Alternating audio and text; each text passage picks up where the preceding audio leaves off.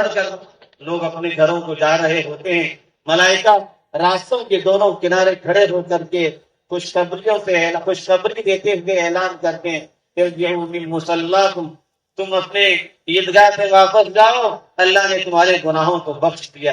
اللہ کو اپنے بندوں سے کتنی خوشی ہے کہ ملائکہ سے یہ فرما رہا ہے کہ ملائکہ تم گواہ رہنا میں نے ان کی مغفرت کی، آج کے دن آخرت کے تعلق سے جو بھی مانگیں گے میں انہیں دوں گا، دنیا کے تعلق سے جو بھی طلب کریں گے اس میں ان کے خیر کے پہلو کو غالب رکھا جائے گا۔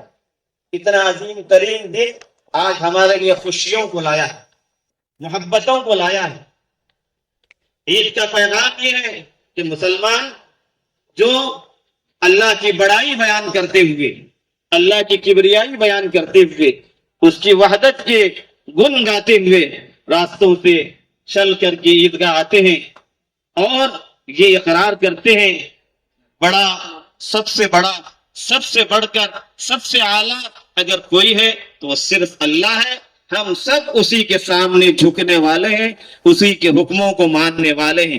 اللہ اکبر کے لفظ کے تحت سجدے میں سر رکھ کر کے بڑے اور چھوٹے، عالم و جاہل، بچے و بوڑھے، امیر و غریب، گورے و کالے، سب ایک ساتھ اللہ کے حضور اپنے سروں کو زمین پر رکھ کر کے اس بات کا اقرار کرتے ہیں، اے اللہ ہم تیرے بندے ہیں، ہم تیرے حکموں کے سامنے جھکنے والے ہیں، جو بھی حکم تو نے ہمیں دیا ہم اس کو بجا لانے والے ہیں۔ کل تک تو نے ہمیں روزے رکھنے کا حکم دیا تھا، ہم نے روزے رکھے، آج تو نے کہا کہ روزہ نہیں رکھا جائے گا، ہم نے تیرے حکم کو بجا لا کر عید مناتے ہوئے آج ہم نے روزہ نہیں رکھا۔ مسلمان اللہ کے حکم کے سامنے جھکنے والا ہوتا ہے، اس کی بڑائی اور اس کی کبریائی کو قبول کرنے والا ہوتا ہے، اس لیے کہ وہ ایک ایسے دین کا ماننے والا ہوتا ہے جس دین کے اندر سراسر اس پر عمل کرنے میں اس کی عزت، اس کی بہتری اور اس کے لیے بھلائی ہے۔ اچھی طرح سے ہمیں جان لینا چاہیے کہ اتنا عظیم اور اتنا پیارا دین جو اللہ نے ہمیں دیا ہے، اس دین پر چلنے کی وجہ سے اللہ عزت عطا کرے گا۔ پہلے لوگوں کو بھی اللہ نے عزت دی، آج بھی دے گا، آخر میں بھی دے گا، آخر آنے والوں کو بھی دے گا۔ دنیا کے اندر جو بھی حالات ہو رہے ہیں، جیسے بھی واقعات ہو رہے ہیں، یہ کوئی نئے نہیں ہے، ہم ایسے بہت سے واقعات سے گزر چکے ہیں۔ اسلام دنیا کے اندر ہمیشہ رہنے کے لیے آیا، اللہ نے یہ فیصلہ کیا اپنے آخری نبی کو دنیا میں بھیج کر کہ اللہ کے آخری نبی پر اتارا ہوا دین قیامت تک رہے گا، جو اس کے مطابق زندگی گزارے گا وہ سرخرو ہوگا، وہ کامیاب ہوگا، دنیا میں بھی آخرت میں بھی کامیاب ہوگا۔ کیسے دنیا کے اندر ہے، کتنے قیصر آئے، کتنے کسرا آئے، تباہ و برباد ہو گئے، نام و نشان مٹ گیا، تاتاریوں نے کیا کچھ نہیں کیا، صلیبیوں نے کتنی جنگیں نہیں لڑی، لیکن سب مٹ گئے، دین باقی رہا، دین باقی رہنے کے لیے آیا ہے، دین باقی رہے گا۔ بزرگوں اور بھائیوں، یہ ہمیں پورا عزم اور پورا یقین کے ساتھ اور پورے وثوق کے ساتھ ہمیں دین پر عمل کرنا چاہیے۔ شریعت کے حکموں پر عمل کرنے میں ہمارے لیے اپنی سعادت اور اپنی خوشبختی سمجھنی چاہیے۔ بزرگوں اور بھائیوں، اس دین کی جو پیاری باتیں ہیں، کہیں نوجوانوں سے خطاب کیا گیا، کہیں عورتوں سے خطاب کیا گیا، کہیں عام لوگوں سے خطاب کیا گیا کہ تم شریعت کے پابند بن کر رہو، شریعت کے حکموں کے مطابق چلو، اللہ کے حکموں کے مطابق زندگی گزارو، اس میں تمہارے لیے تمہارے دین اور تمہارے آخرت کی کامیابی ہے، تمہاری دنیا کی بھی کامیابی ہے، تمہاری آخرت کی بھی کامیابی ہے۔ بزرگوں اور بھائیوں، اللہ نے جن کو اولاد دی ہے بہت بڑی نعمت ہے، اس نعمت کی اللہ کی قدر کیجیے، اللہ اس نعمت کی قدر کیجیے، اللہ کا شکر ادا کیجیے، اس نعمت کو صحیح ڈھنگ سے سنبھالیے، ان کے سامنے ایسا بہترین اسوہ اور نمونہ پیش کیجیے کہ آپ کے بعد آپ کی اولاد دین پر عمل کرنے والی ہو، شریعت کے مطابق زندگی گزارنے والی ہو، وہ کسی غلط ماحول سے متاثر نہ ہو، ایسی ان کی تربیت کی جائے کہ وہ کسی بھی غلط رخ پر جانے والے نہ ہوں، ان کے عقائد کو بگاڑنے والے پیدا ہو جائے، وہ عقیدے کے اعتبار سے ہٹنے والے نہ ہوں، وہ توحید پر قائم رہنے والے ہوں، وہ اللہ کے نبی کی ختم رسالت پر یقین رکھنے والے، وہ اللہ کے نبی کے لائے ہوئے دین کے اور اس کی ہر بات کو سچا ہونے کا یقین رکھنے والوں، ایسی ان کی تربیت کی ضرورت ہے۔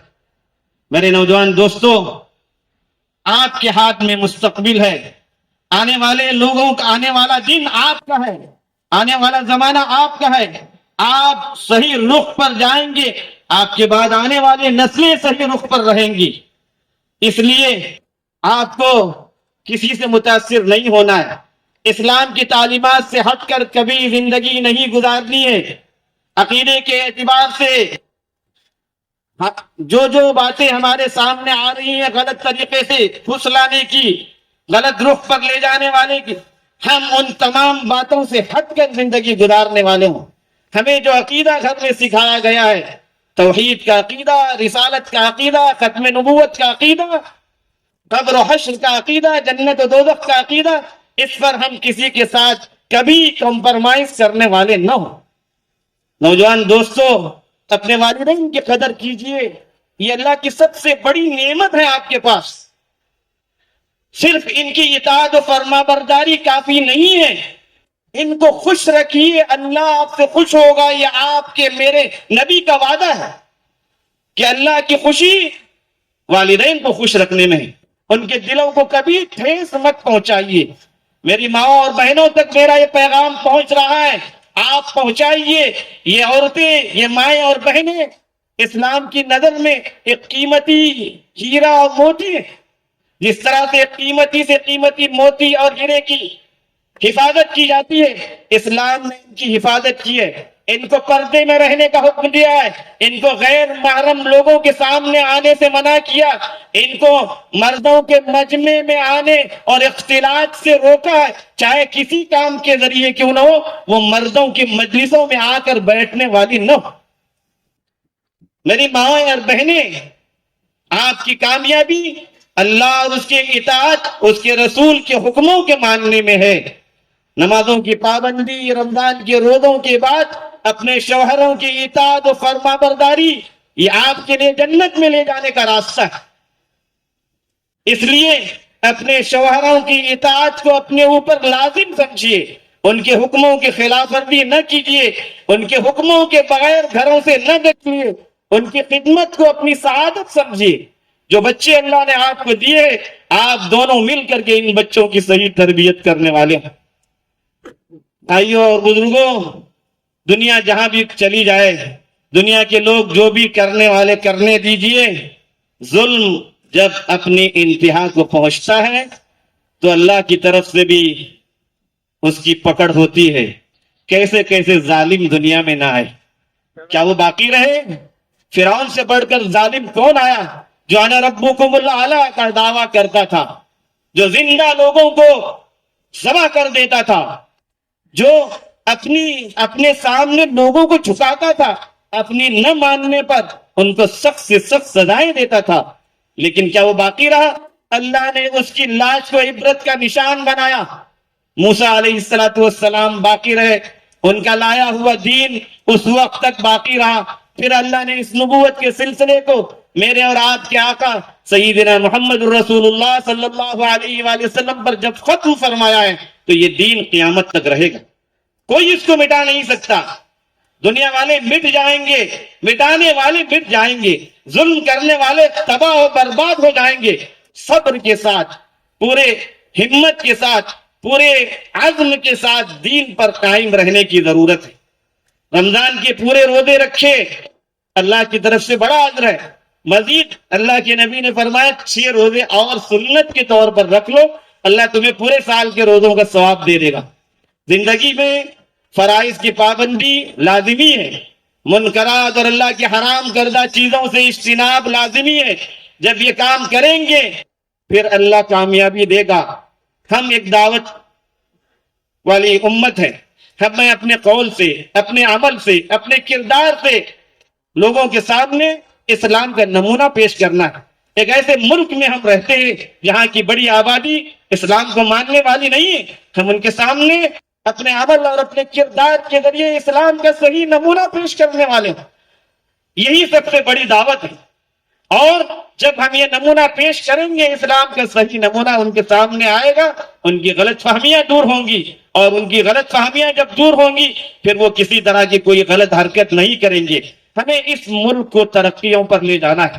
یہ ملک ہمارا ہے، ہمارے آباء و اجداد کا ہے، ہمارے پردادا اور اس سے اوپر والے سب یہیں کے ہیں، ہم یہیں کے ہیں، یہیں کے رہیں گے، ہماری نسلیں بھی یہیں رہیں گی اور اس طرح سے رہیں گی جس طرح سے مفکر اسلام مولانا سید ابو الحسن علی رحمت اللہ علیہ نے فرمایا تھا کہ ہم اسلام کی کسی ادنا سے ادنا چیز سے سمجھوتا کرنے کے لیے تیار نہیں ہوں گے۔ ہم اسلام کی ادنا سے ادنا چیز سے ہٹنے کے لیے تیار نہیں ہوں گے۔ پوری قوتیں، پوری طاقتیں لگا دی گئی ہمارے پیچھے، لیکن ہم برداشت نہیں کریں گے۔ ہم جانتے ہیں کہ اسلام کی تعلیمات پر عمل کرنے میں کامیابی ہے۔ ہم نہ صرف فرائض کی، سنتوں کی، مستحبات کی، اس کی بھی پابندی کے ساتھ اس ملک کے اندر زندہ رہیں گے، ہماری نسلیں بھی یہاں زندہ رہیں گی۔ ہم اچھا نمونہ جب ان کے سامنے پیش کریں گے تو ان کے سامنے دعوت کا ایک صحیح نمونہ جب آئے گا، اسلام کی تعلیمات کو سننے پر مجبور ہوں گے۔